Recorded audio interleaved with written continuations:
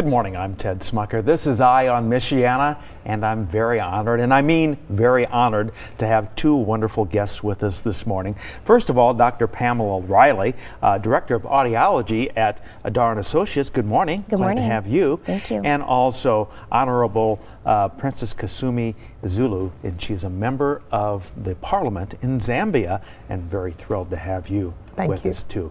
And you have been a wonderful representative of the country. You've got an organization called Fountain of Life. Tell us what that is. Absolutely.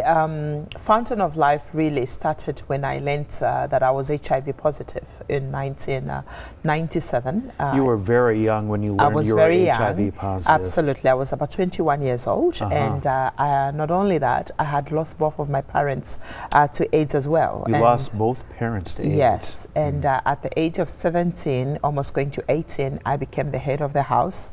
I used to take care of 8 other siblings. Oh my. And it was a very difficult time. Yeah.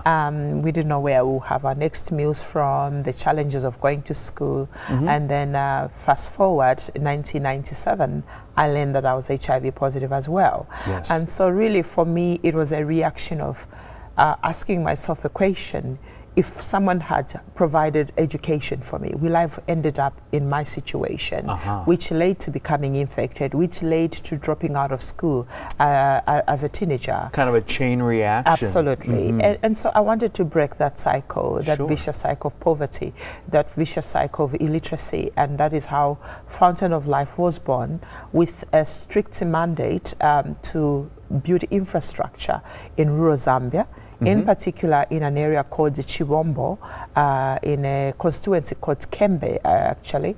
And we have built about, is it 4 schools now? 4 schools. 4 schools. You've built 4 schools. Yes, and all it means is about 3 classrooms and 1 block with 3 classrooms, another block with 2 classrooms. I see. And it goes from around 500 to 1,000 children. Is that right? Yes, and this goes a long way in reducing the distances they have to walk, and also really hoping that once they are educated, it will cut on the continuous cycle of poverty in their families. I see. And you're doing other things in addition to the schools. You're partnering with people like the folks at Darr and Associates.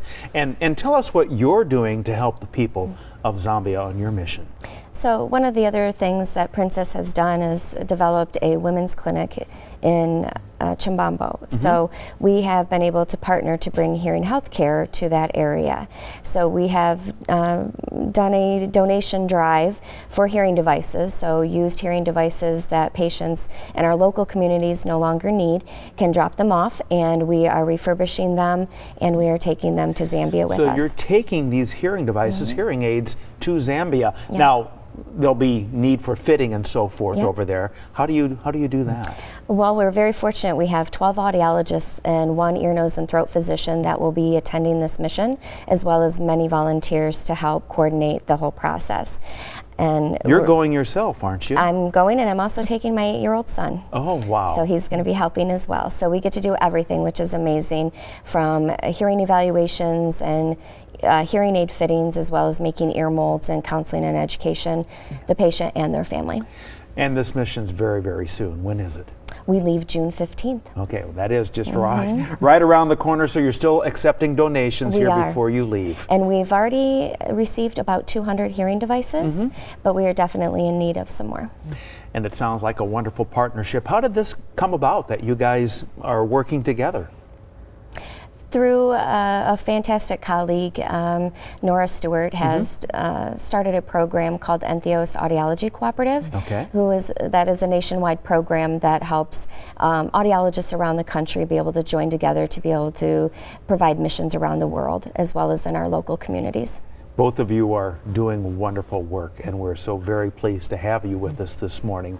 Wish you safe travels and continued success in your organization. Thank you very much, Princess. Thank you for having us. And thank you, Doctor, for joining us this morning. Take care.